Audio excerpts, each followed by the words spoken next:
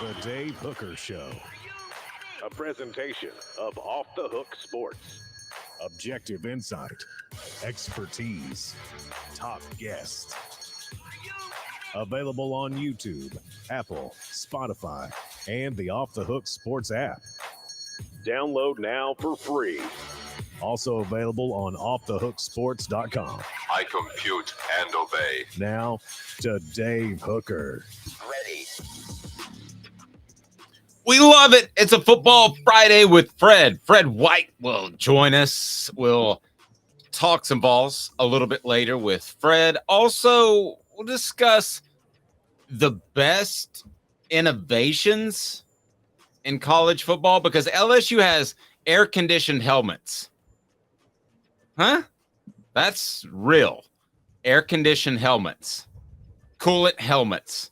I don't know how that works. I think Elon Musk may have been involved. Not 100% sure. Tennessee has odds to win the SEC. There are a couple of teams ahead of them that you would expect, but one, that's a what the H, but we're going to use that right off the top, and it's because the SEC, which I praise and I respect, cannot settle on a long-term schedule, and that was announced yesterday. We'll get to that what the H. How are you, Caleb Calhoun? I'm good. Happy Friday, Dave. Yeah, absolutely. Enjoy the weekend, and we still don't know long-term scheduling with the SEC. What the H? Brought to you by AndyMasonRealEstate.com. I promise. But let's just start that over. We'll start the whole thing over. How about that? What the H? Brought to you by AndyMasonRealEstate.com. What the? What was he thinking? Release the hounds. The Dave Hooker Show. Keep cool. A presentation of offthehooksports.com. All right, so the SEC sticking with 8 games when we all thought it was going to be 9. And then throughout the week at SEC spring meetings, we hear that there's this uncertainty. And I know Greg Sankey's probably just ready to absolutely spit nails because he wanted this thing done by the end of the week, I'm told. And he was okay with 8 or 9. The permanent opponent, let's just settle on the thing. That's what he wanted. He didn't get that. So this is an interim schedule, essentially. So what the H? Brought to you by AndyMasonRealEstate.com. Best service, best prices in the biz. AndyMasonRealEstate.com. Just go to that website. If you have any sort of real estate needs, Andy will take care of you. Over 40 years of experience in his office. He'll save you thousands or tens of thousands. I'm a big SEC guy, Caleb. I'm a guy that says the SEC does all the right things. It's essentially the NCAA nowadays because the NCAA is impotent. But the SEC couldn't get it done. And it sounded a little bit like a fiasco as well, as Texas and Oklahoma are in these meetings because they're joining the SEC, and yet they're not allowed to vote on some of these things. Caleb Calhoun, what do you make of the SEC doing an interim schedule stuck at 8 games for 2024? I think nobody comes out of this looking worse than Greg Sankey. I have to be honest. And I said earlier in the week, Greg Sankey stuck his neck out. He said, I want 9 games. He was very clear. He wants 9 SEC games. This sends off the message that Greg Sankey is not running a tight ship with the league right now. And I never blamed him for adding Texas and Oklahoma. I always thought there was somewhat of a plan in place, and it doesn't look like there was. And this is awful for the league. Dave, think about this. There are 16 teams in the league. There's going to be no divisions, and you're going to play 8 conference games. Do you realize how much competitive imbalance that's going to create in terms of schedule strength? They're going to take the top 2 teams with the best record to play for the SEC title. I mean, there are going to be 2 teams that play for the title because their schedule was so much easier than the other teams. That's how this is going to play out, honestly. And thinking about it that way, I don't know how they can justify going this way. I didn't think 9 games was enough. And this is why I thought they had to keep divisions to a certain degree. But I don't know how theoretically you can have a true champion when you take the two teams with the best record to play each other, and those two teams avoided playing half the conference. And so this is just going to look really bad. So this is division less. It's just going to be 1 to 16 is essentially 1 to 16. Yeah, 1 to 16, and you're going to play 8 games. How are you going to be able to determine the records aren't going to be the same, because some team is going to play Alabama, Georgia, and LSU and Florida, and then another team is going to play none of those but get to play Vanderbilt and Kentucky and Ole Miss or Mississippi State or whatever. And how in the world can you sit there and say that the two teams with the best record are going to be the two best teams in the league with that? No, and let's talk a little business for a second. As Smoky Mountain Red pointed out, I wanted 9, but I get the argument against it with no extra money from ESPN and extra loss hurting the SEC playoff chance. But with expanding the playoffs, that shouldn't be that big of a factor. That's the thing. With the expanded playoffs, I think both would work theoretically to get the most SEC teams in. 9 makes a lot more sense, because I'd rather see, just from a fan's perspective, I'd rather see more SEC games. But you're right, the fairness of it is all out goofy as well. And I think I want to go back to something you said about Sankey, because I think the SEC has been very fortunate. They've had great leadership. Would you agree with that? All the way back to Roy Kramer? I would give it with Roy Kramer. Yeah, I think since Roy Kramer, I think Mike Sly was a good leader, but I think a great leader. I just think Roy Kramer made the SEC something easy to lead because it was such a good product. Yes, but he got the BCS started. He got a unified ranking system. That was him. Mike Sly cleaned up the league. That was him. Greg Sankey's ultimate remembrance, his resume will be built on expanding the conference. And I thought that Texas and Oklahoma was an incredible get by Greg Sankey, but now it kind of feels like maybe Texas and Oklahoma just called them to SEC media days ago and said, we want to join. And there was zero plan, and they just took them, and it leaked via, I believe, the San Antonio Free Press. And it leaked during SEC media days. And you just get the feeling that this isn't the same type of leadership that we're used to. And it makes me wonder a little bit, is it getting too big to control? Controlling 12, 14 teams, I mean, that's doable over the years. You can easily get a unified front. They didn't have a unified front here. And it makes me wonder about the whole idea of even adding Texas and Oklahoma. Was that something the SEC wanted to do, or they felt like they had to do because the Big Ten would have gobbled them up? The Big Ten could not have added Oklahoma because of the AAU thing. They could have added Texas. And so I think... But see, I'm not sure about the AAU thing. I mean, couldn't they just, if they really wanted to, I mean, couldn't they just find a way around that? Notre Dame just joined AAU, but they had an open invitation to Notre Dame for the last 10 years, and they didn't care that they weren't AAU. So, yes, I agree. They could have found a way around it. I would say that Greg Sankey, I've been criticizing this for a while. He did the ESPN deal. You're right. Here's what happened. And this is very clear what happened. He did the ESPN deal. Then Texas and Oklahoma came calling. And now he's going back to try to negotiate with ESPN. And for those who wonder about the payouts, the reason that many schools are sticking with 8 games, it's not just about the number of schools in the college football playoff, where they haven't even addressed how the conferences are going to get their payouts yet when they get into the playoff. That's something that has to be figured out. It's the payout. Won't that go just back into bowl money? Like, it'll be dispersed evenly, or do you get more if you make the playoff? There's a specific payout. Okay. Based on the revenue that the college football playoff generates as a whole, it's divvied up to the conferences based on who they put in. So I think right now it's like if the SEC puts 2 teams in, they get half the revenue from the college football playoff that gets to be paid out to the schools. And I don't know how they're going to do it with 12, because quite honestly, 12, you're going to have a haves and have-nots, because the Big Ten is going to have 3 teams in and the SEC is going to have 4 teams in, and then everybody else is going to have 1. So that's going to create an even larger imbalance. I think but you're right, 12 teams, it doesn't really matter. Where it's a big deal, though, is the reason they're sticking with 8 games, a lot of them, is what you just brought up, the bowl game payouts. Those still exist.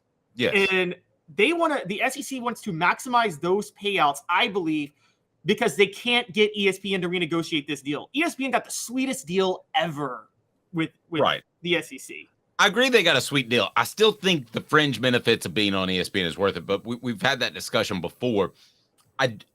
It looks like, according to Chris Lowe, who does a great job of reporting for ESPN and has for decades, Alabama, Auburn, Georgia, Florida, Mississippi State, Ole Miss, those are stated as obvious rivalries by Alex Scarborough, and I'm not trying to throw him under the bus, but he also mentioned later in the article that Alabama, Tennessee, Auburn, Georgia, and Texas A&M would be priorities as well.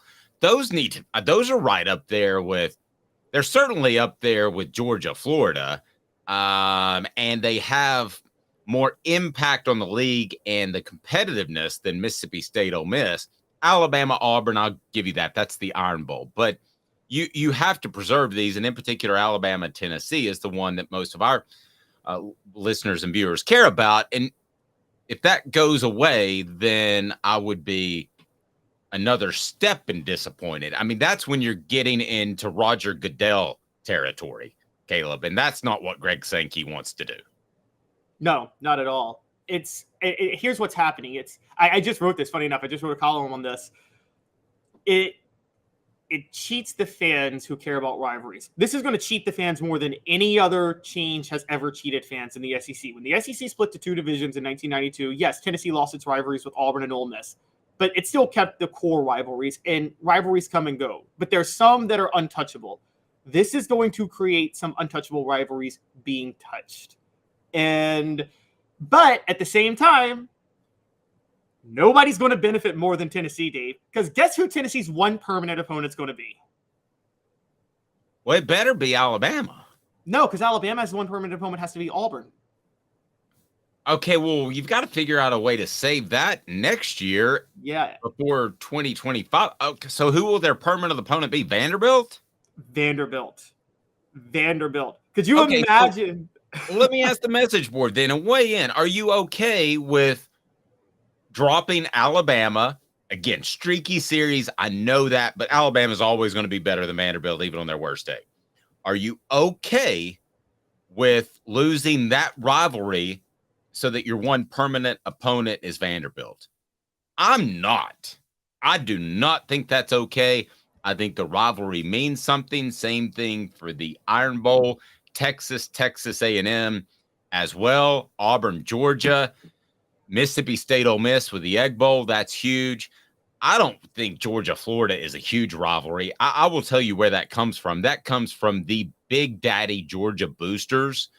That's the reason that game is played in Jacksonville, because they live in South Georgia. So, yes, it's a rivalry, no question. But I'm curious, you're a little bit younger than me, Caleb. Do you see that of the same ilk as Alabama, Auburn, Mississippi State, Ole Miss, Texas A&M, Auburn, Georgia, or Tennessee, Alabama? Where would you put Georgia, Florida?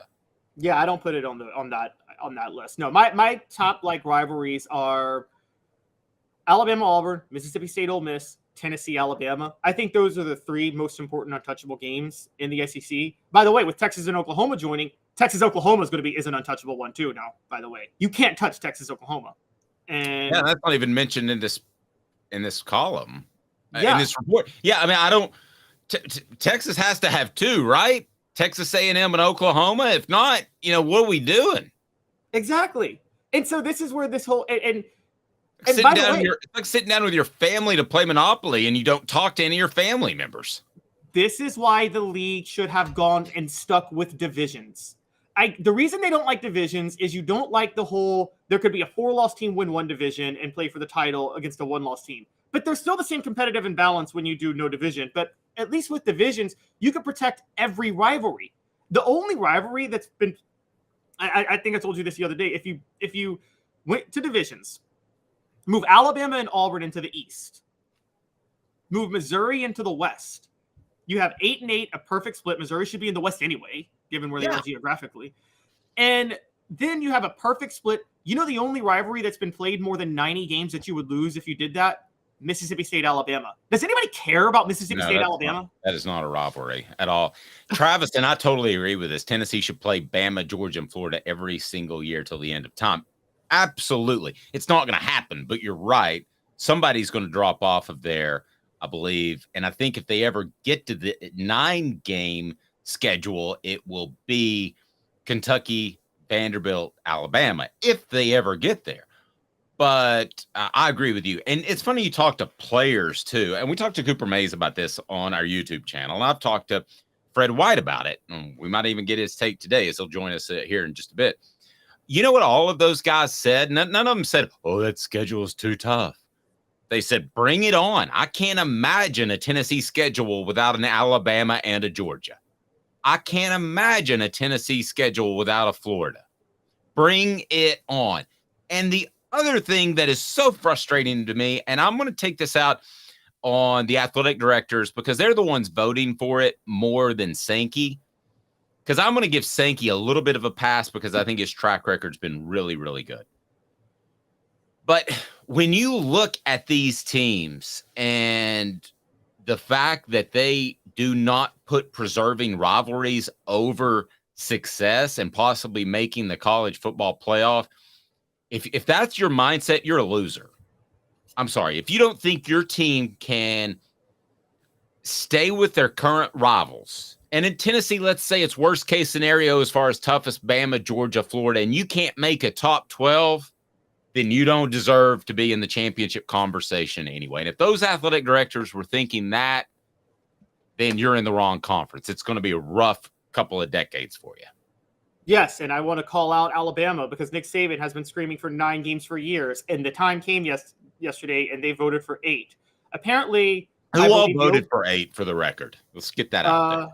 Tennessee was one of them. As far as I'm aware, the only ones that wanted 9 were, let me pull this up, Georgia, Florida, I believe Texas A&M. I'm looking at it now. Let's see. Florida, Georgia, LSU, Missouri, and Texas A&M were the only ones who voted for 9 games. By the way, credit to Florida. They voted for 9 SEC games, and they still have to play Florida State every year, too. So, I mean, I got to give them a major shout-out for that, honestly.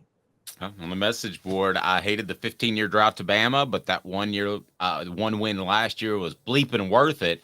And you're right. Those are what rivalries are. And I'm incredibly disappointed and surprised, disappointed that the SEC didn't get this done. But Caleb Giroux, who's did a great job on Cooper Mays' thoughts on the ever-changing face of college football, that's on offthehooksports.com. We were talking yesterday, and I just told him, I said, I'm getting to the point where I can't tell where this thing is, but it sounds like it's going south. And the news actually broke while we were having a conversation. This is the type of thing that the SEC used to just take care of, and they didn't take care of it, which is just still very, very, very stunning to me. Now, the one thing I will say there, maybe there's a little bit of 3D chess going on here. Maybe this is to leverage ESPN to pay a little bit more for the deal because nobody wants 9 games more than ESPN. Because I don't think ESPN paid for Vanderbilt, Austin P in September, honestly. So, now, if this is just a TV negotiation deal behind the scenes, I'm going to be really upset. So tell me about this new policy. The SEC is suggesting that teams have to pay their opponents $500,000 if the fans rush the field. Yes. So this came out. This was part of the how much I love. SEC This is how much I love this. Hey now. Love it. Yes, it will. It's a $500,000 fine for repeat offenders. The first offense cost $100,000, the second $250,000, and the third $500,000. And what's going to happen is basically you're going to have to pay some of the money to the opposing school that you beat or played when you stormed the field.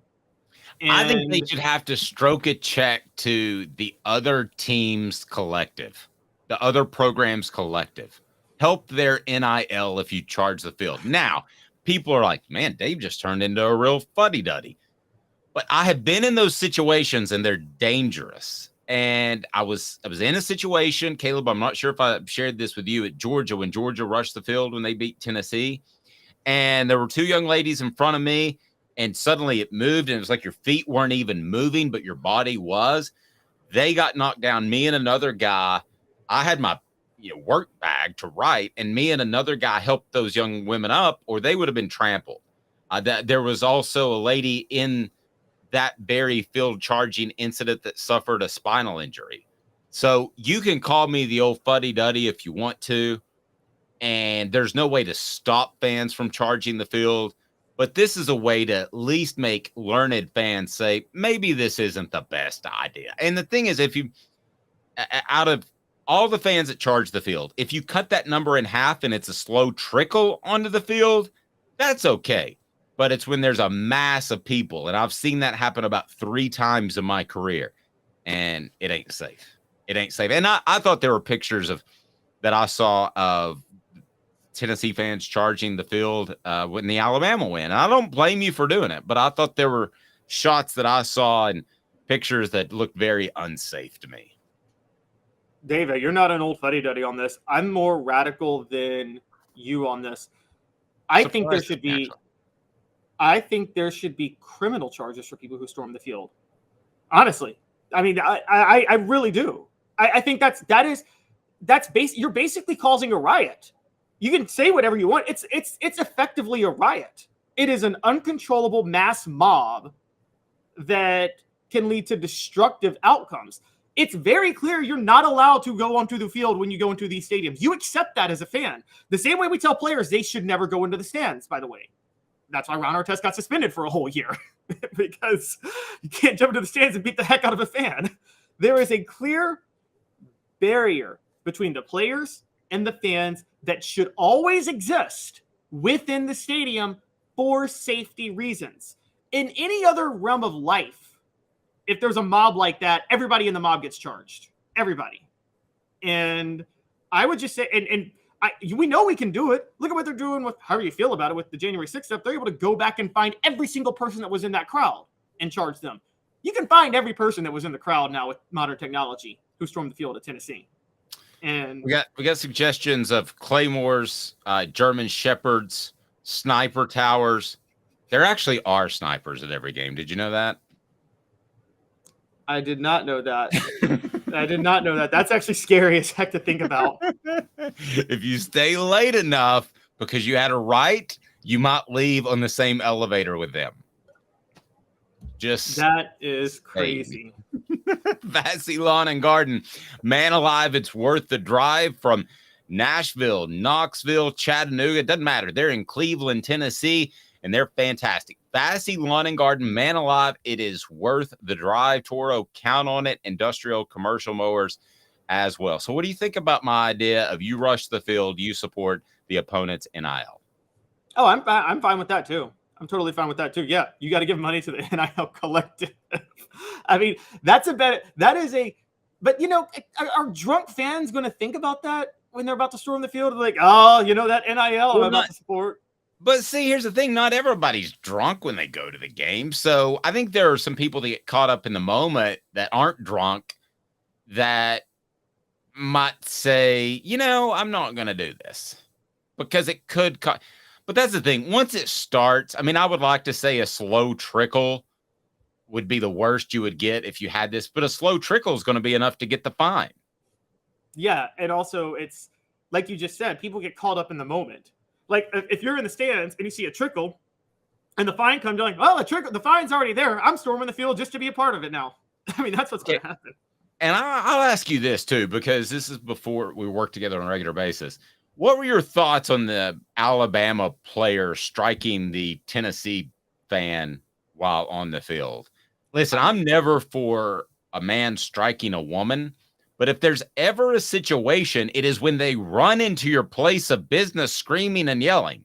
And I don't want to get into the minutia of that one incident, but that's the first time in my life where I almost sided with the guy. I didn't, but I thought about it. I didn't because I saw the camera, but I saw like how it played out. But I will say this. Yeah, we know, like, again, players shouldn't go into the stands to beat up fans.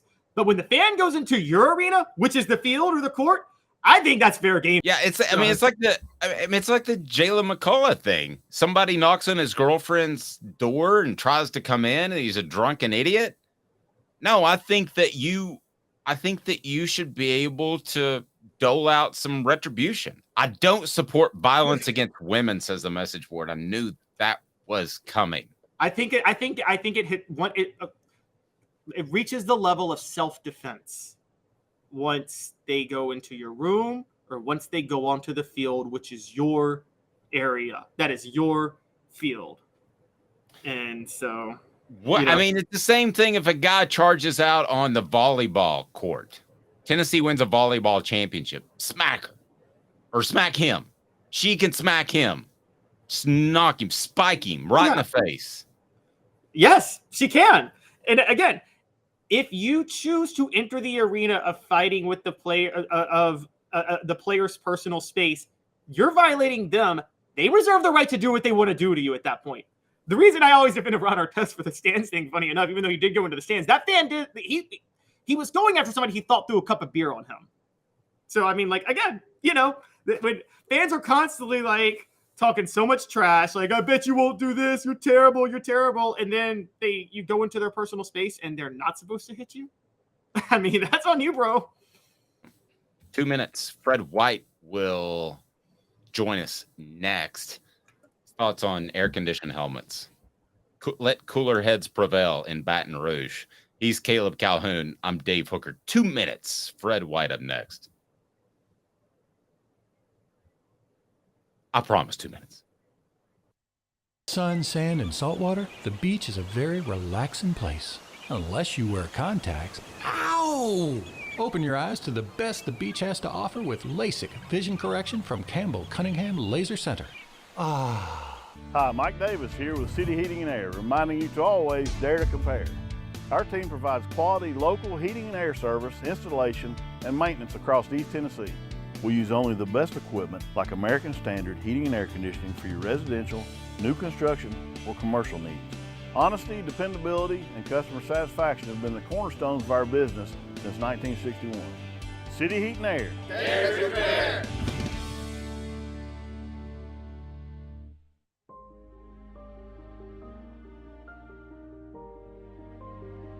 Our family has been creating one-of-a-kind pieces of jewelry in West Knoxville since 1986.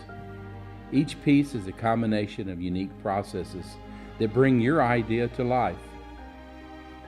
Every day in our shop, a truly special item with a story all its own is being manufactured in our facility, bringing the history and family sentiment into a whole new generation of life.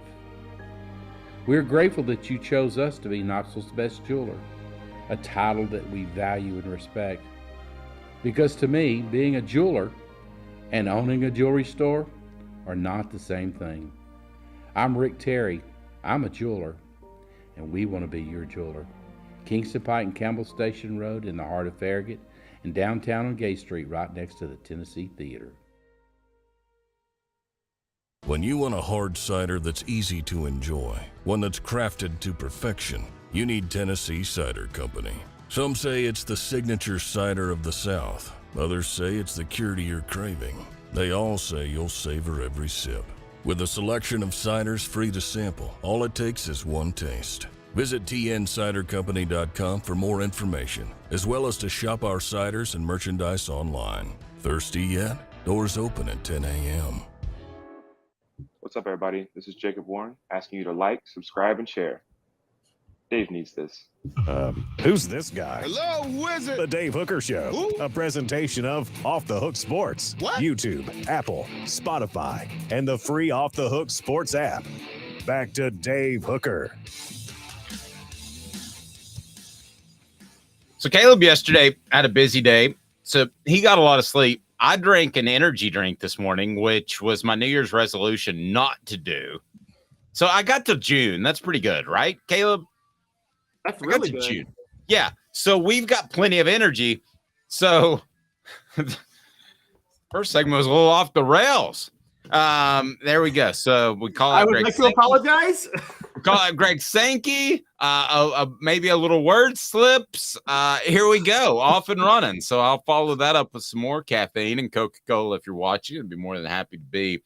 I think it's an influencer or something like that. If you would like to put a Coke machine in my studio, which they're doing with some friends of mine in Birmingham, I would like a Coke I need a Coke machine right behind me, Coca-Cola. Here you go. There you go. So, and I'm supposedly pro women bashing is supposedly what. That was a heck of a first segment. Yeah, we were really off and running. So all set for Fred White to join us here momentarily. First, though, I want to discuss this, Caleb, and this is LSU has these air-conditioned helmets. So they've got these helmets that'll keep their heads cool. And if there's any one or two schools that need it, it's LSU, because that place is absolutely hot. Like people in the South, when they see a good-looking girl, hot. HAWT, hot. And I'm curious as to the best innovations in modern day football. What are they? I'll give you an easy one, and it can be in broadcasting or more. So let's go with good and bad. I want to hear from you on the message board. So I've got a good and bad one that's going to surprise you, because I was watching, yes, I'm a loser, the 92 Cowboys San Francisco NFC Championship game in San Fran that the Cowboys won. Alvin Harper, former Vol, caught a nice little slant route for about 80 yards down to the 6. It was an incredible play call on 1st and 10. The Cowboys had the lead, but they went aggressive one after it. So, yes, I'm a loser. I didn't have anything better to do. It's putting the dad blame score up on the television the whole time, because they didn't used to do that. And I wanted to watch it with my son, and I'm having to take notes for the score. The other one that I hate, and this will surprise you, Caleb, I hate the line for the first down. I know ball. I know where the first down is. I hate that. Never needed it. Never liked it. It's inaccurate at times. Not a fan of it. What innovations in football do you love and do you hate? Let's hear from your message board. You go. Somebody said, somebody said the AC jockstrap. I'm not familiar with that yet, but maybe that's coming around. Air-conditioned underwear. One of my innovations that I love is it's funny. The XFL folded after a year in 2001, but they did the Sky Cam, and I do love the Sky Cam now with football. It's a great way to watch the game. Oh, love it. Oh, love it. So I will tell you this. It needs to be the Sky Cam all the time. It needs to be like when you're playing Madden so that you can see the whole field, because I like to read secondaries, and I can't do that unless I'm there in person. There are times last year that I was unsure of a coverage scheme, and it was hard for me, and you and I discussed the second level coverage. It was hard for me sometimes to determine if that was second or third level, and you just kind of have to let it go. And no, I think it should be the Madden view the entire time. I agree. You know when I'm shocked that they haven't done, though? So if any of you guys watch tennis, you barely need a line judge anymore, because they have they electronically chip the ball, and they microchip the line. So you there's no judgment call. You just know if the ball went out of bounds or not. And it takes half a second. No review, none of that. Yeah, none of that. I don't know how they still do the chain gang and measurements in football. It's the dumbest, most outdated thing. You telling me you can't, with all the money in college football and the NFL, you can't make the field electronic where you can tell where the ball was when you're down? So inaccurate, too. Spotting of the football is the most inaccurate thing in sports. It really is. The fact that they're still doing that and they're still bringing out the chain to measure it, it's just so hilarious to me.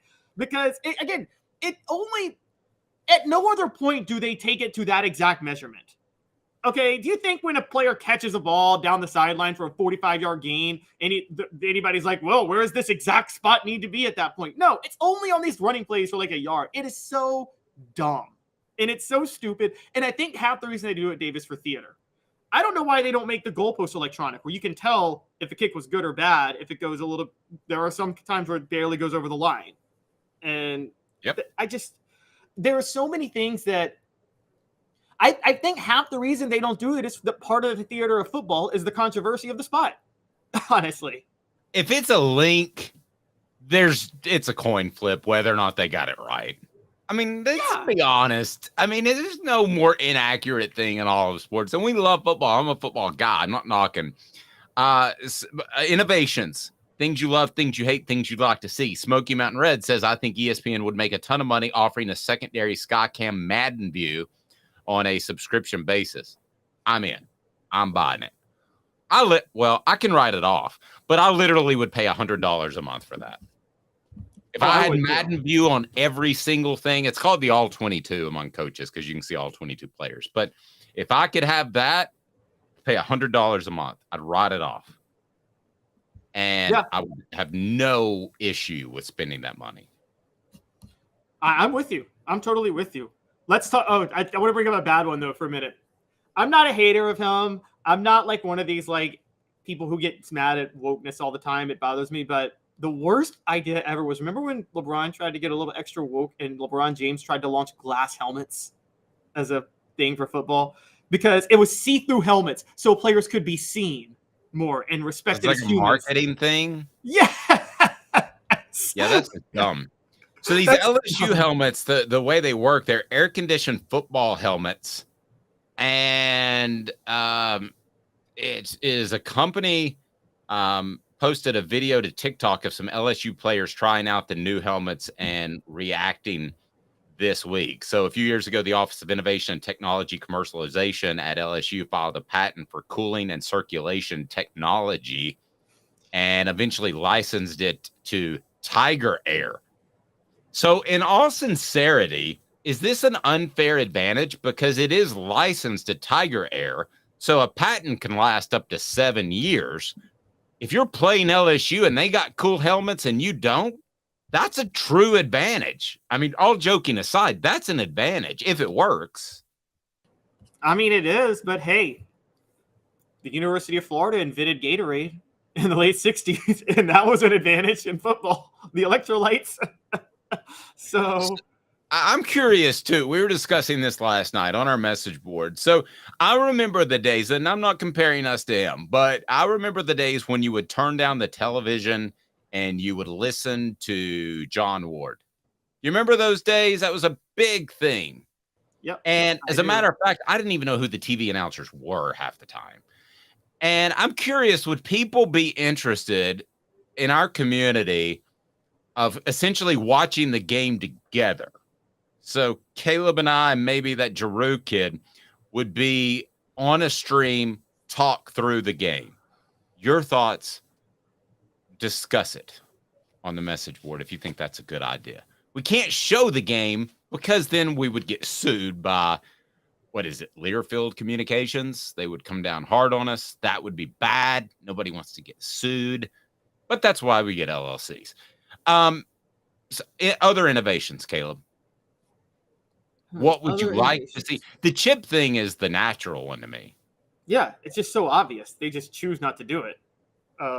At least get rid of the measurement. How about at least get rid of the changing? How about the ref just say you have to push the ball past this yard marker? I mean, no, I'm fine with all that, and something definitely needs to happen because when you look at innovations to the sport, that seems like an easy one, and there are countless games that have gone the wrong way because of a bad spot, and it's impossible. I'm not ripping the refs, but it is impossible. Tennessee getting some respect, sort of, by odds makers. It is time for 4 downs. First, this on the message board. Okay. Tennessee Junior says, sure, I'd be game. Rather listen to you all than those horrible TV jackasses. Well, there we go. I think we're on to something. I mean, oh, by the way, though, you know what's good is the Manning cast, which is essentially, I thought of that idea 20 years ago. Okay. I'm just saying I did. But what is not good is Stephen A. Smith and some Josh Hart that I don't even know on during the NBA Finals game last night. Yeah. I was at Dave & Buster's with a friend. It's like, change the TV. We can't hear what's happening. It's hilarious you say that because, like, I still think that people are so behind the curve of, don't don't get me wrong. You want your regular play-by-play guy, and you want your color analyst to break the game down. I'm fine with both of those.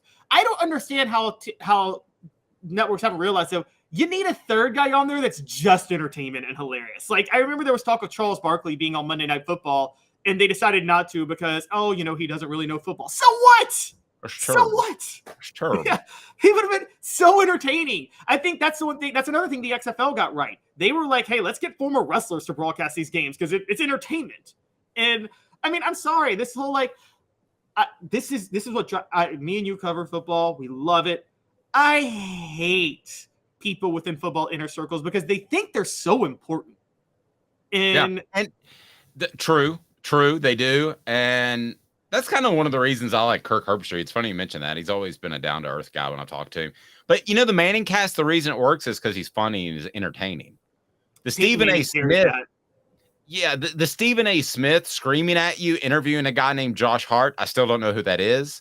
And looking to his left the whole time because he's trying to watch the game. I mean, that's something we would have to get over for the now named Hooker cast on the message board. Hooker cast. Oh my gosh. You can't beat that.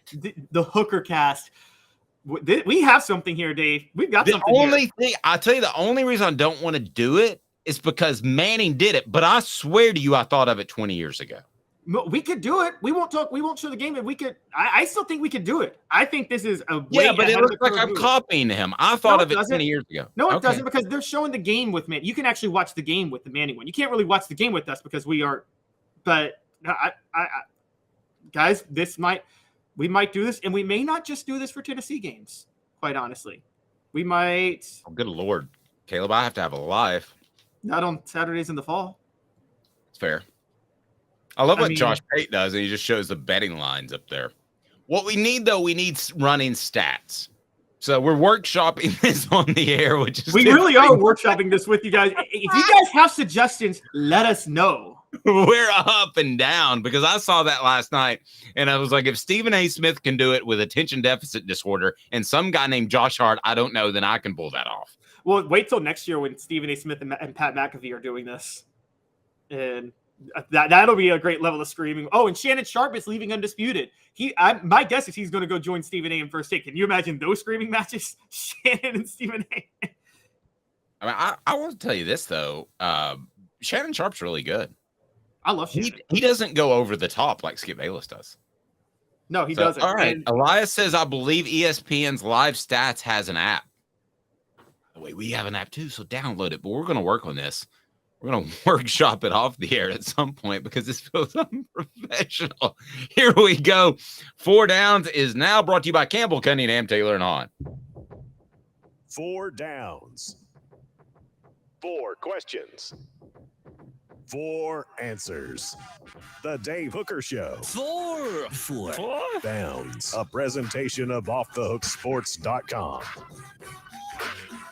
All right, Tennessee has the 5th best odds to win the SEC, not the East, the entire conference.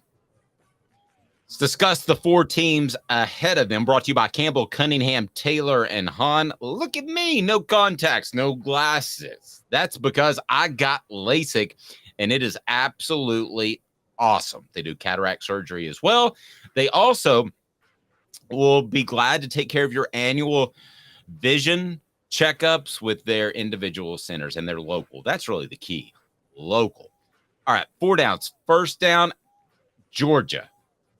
Should they be ranked and have better odds to win the SEC than Tennessee? I think that's an easy one on first down.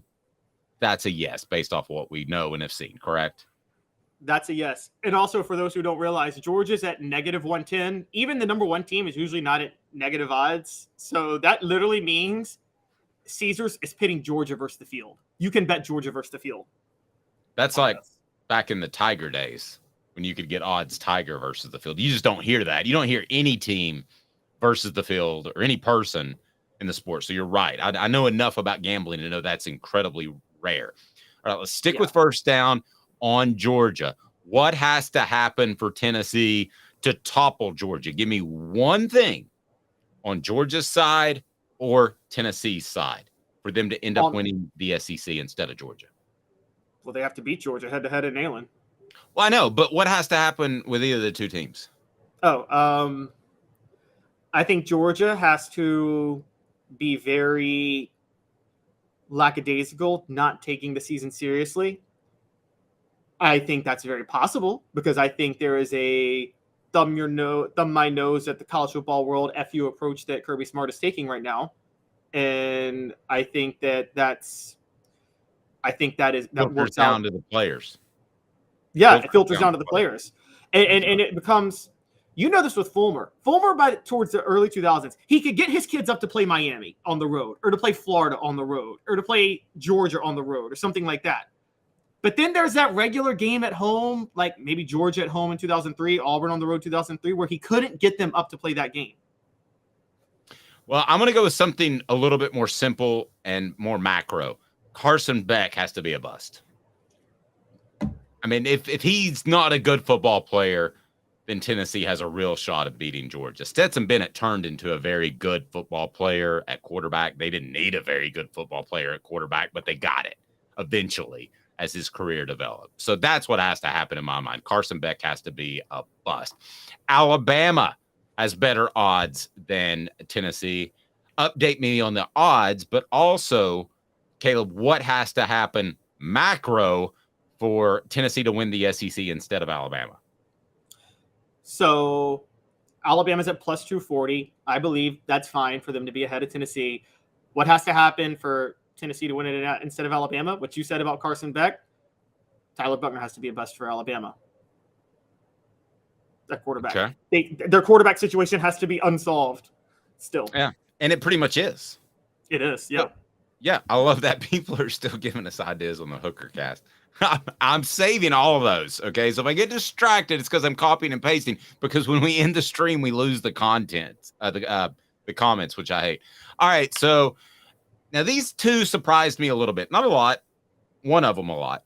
LSU has better odds. What has to happen for Tennessee to win the SEC instead of LSU? Well, I'm the resident LSU homer on this show. So I know you are. Homer again. And so for Tennessee to win the SEC instead of LSU, they have to hope somehow LSU doesn't get to the SEC title game, or that Jaden Daniels gets hurt. Again, you're going to stick with quarterback? That's what you got? But not be a bust this time, just that he gets hurt. I think Jaden Daniels is a low-key Heisman favorite this year. Okay, I think what has to happen is that Florida has to be good, because LSU plays Alabama the week before they play Florida. That's going to be a big game for Alabama. It's in Tuscaloosa. And then the very next week, it's Florida at Tiger Stadium. If Florida's good, they're still somewhat, and I think there's going to be more of that this year because they're going back to a physical style of play. There's a hangover from playing Alabama. Okay, so I think that Florida has to be good, then beat LSU, and Tennessee has an opportunity. Now, the one that surprises me, fourth down, that was third down. A&M, why do they have better odds to win the SEC than Tennessee? Can you play What the H for this one? Well, I mean, I guess I can. We've already done it, but let's do it. We got to do it for this one. What was he thinking? Release the hounds. The Dave Hooker Show. Keep cool. A presentation of OffTheHookSports.com.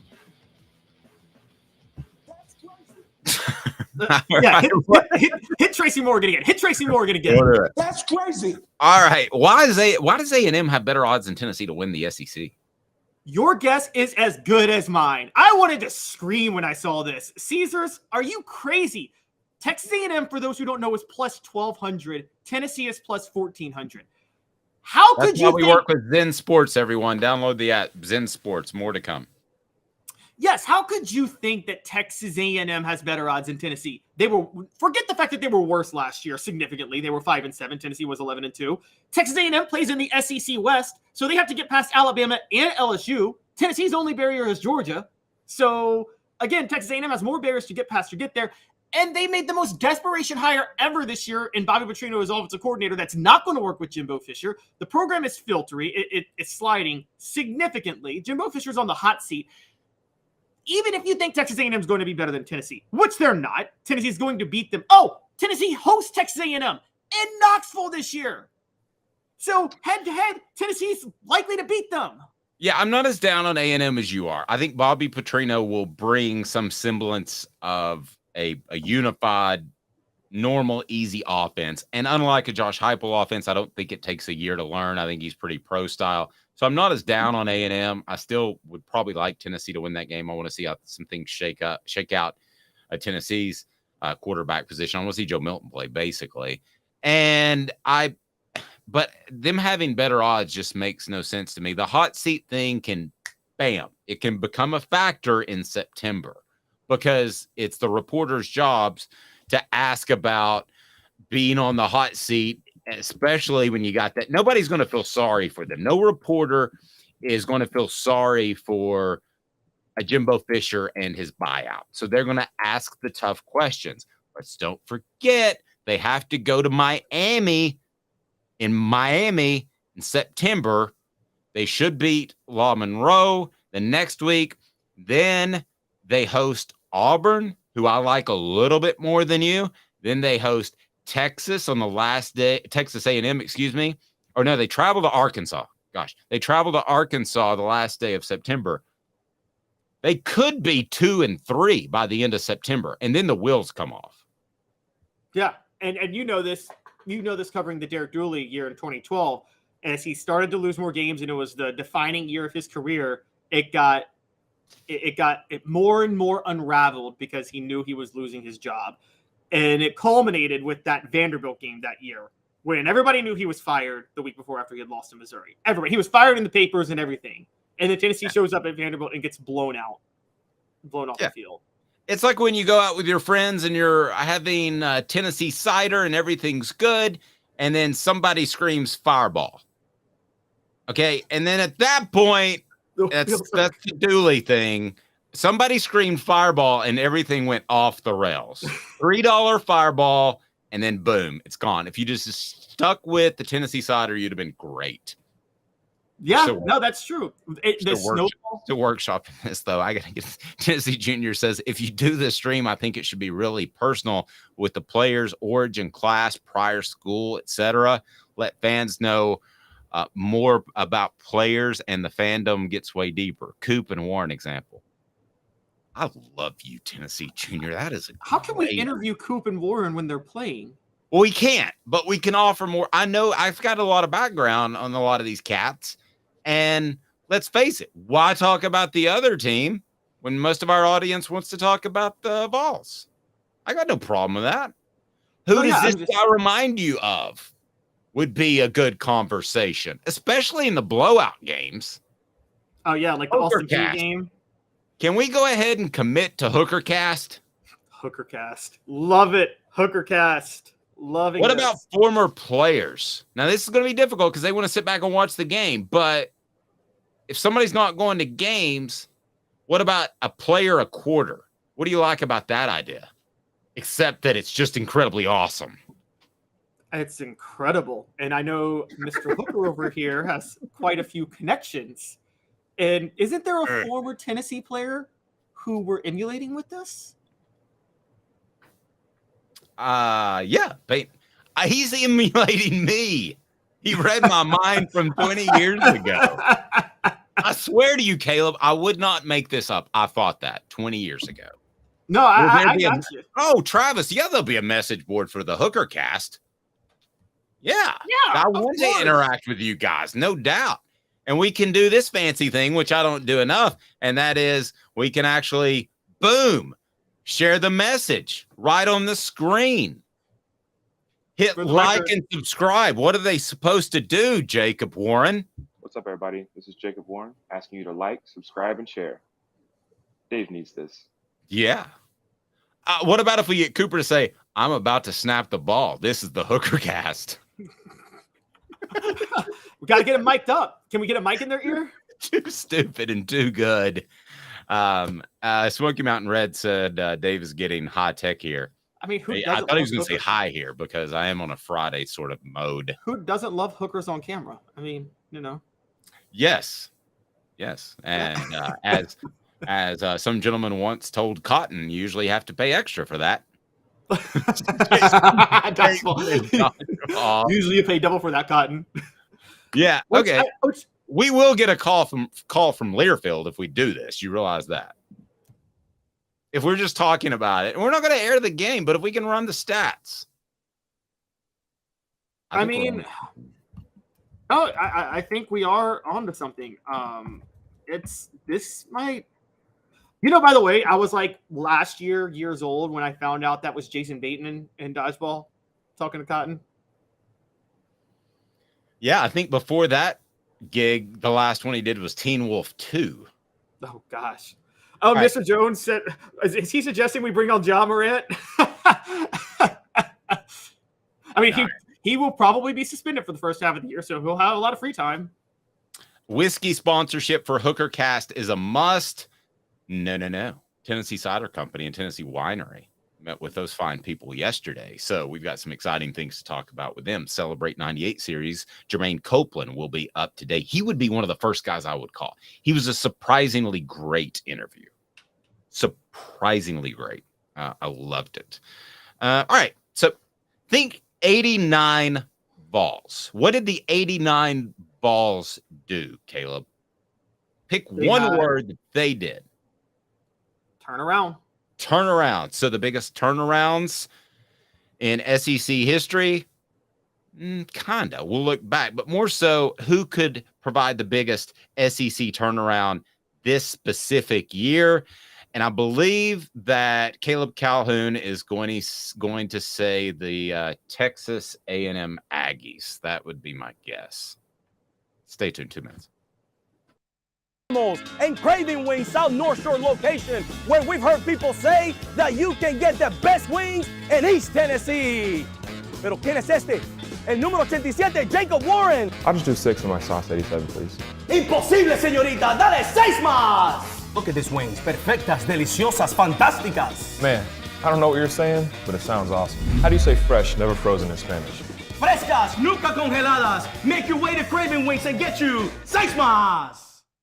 What was funny about Cadis, we were a full continuum of care at that time. We had detox, we had inpatient, we had outpatient. So we were doing a lot of the things that we do now. But now we just do them so much better. It's really a simple program, but we're complicated people. I am what I am, and now I got to do something about it. You can take your life back. Call Cadis today. Got cataracts? We can fix that. Never miss another moment. With a little help from Doctors Campbell, Cunningham, Taylor, and Hahn at cctis.com. Do you want to own the more that owns every job? Then get to Vassey Lawn and Garden in Cleveland and get you a Toro. I'm David Vassey, here to talk to you about Toro. With a Toro Zero Turn, you'll get more out of every minute and you'll reach the finish line faster. At Vassey's, we like to say, no matter if you're mowing 3 acres a week or 11 lawns a day, homeowners and business owners alike find confidence in equipment they can trust from top to bottom. Vassey Lawn and Garden, Highway 60 North in Cleveland. Man alive, it's worth the drive. Our family has been creating jewelry since 1986, each piece unique with a story all its own. I'm Rick Terry with Rick Terry Jewelry Designs. I'm a jeweler, and I want to be your jeweler. We're grateful that you chose us to be Knoxville's best jeweler. My family and staff look forward to serving you. So please come see us. Kingston Pike and Campbell Station Road in the heart of Farragut and downtown on Gay Street, right next to the Tennessee Theater. Here we go. Welcome back. My board's messed up today. I apologize.